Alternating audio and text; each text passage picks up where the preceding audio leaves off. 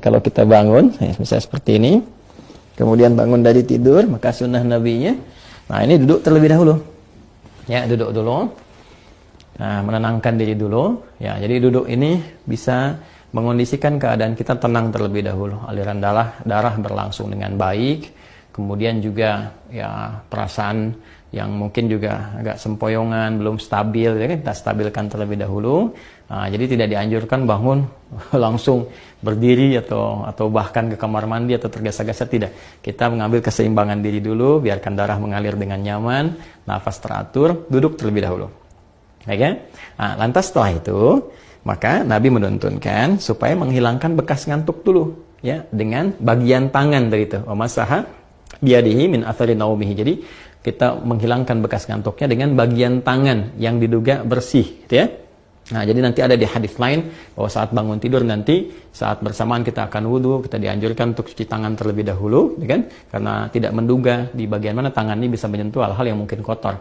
Tapi kita bisa menilai dan menduga dengan kuat di bagian tangan mana yang sekiranya bersih untuk kita gunakan untuk menghilangkan bekas ngantuk. Misal seperti ini, gitu kan? Nah, atau kalau kita duga baik, bersih, kita gunakan seperti ini juga. Nah, apa tujuannya? Pertama, untuk membangun kesadaran terlebih dahulu. Ya, sebelum kita berdoa atau sebelum membacakan ayat-ayat atau kalimat thayyibah, supaya doa yang dibacakan, ayat-ayat Quran yang dibacakan, kemudian nilai-nilai spiritual yang dimohonkan kepada Allah itu tersambungkan dengan khusyuk. Ya, bisa khusyuk, bisa benar, terasa dalam jiwa. Karena beda rasanya ketika Anda bangun tidur masih ngantuk berdoa misalnya. Doa bangun tidur gitu kan, atau baca beberapa ayat dari Al-Quran, itu rasa kejiwanya akan berbeda dibandingkan ketika Anda menghilangkan rasa kantuk, ya, kemudian sudah mulai agak fokus, sudah lebih baik, ya. Kadang-kadang kan ada yang baru begini, bangunnya jam 3 kan, tapi yang begini, tiba-tiba lihat jam, udah jam 4, ternyata 1 jam nggak sadar begini kan.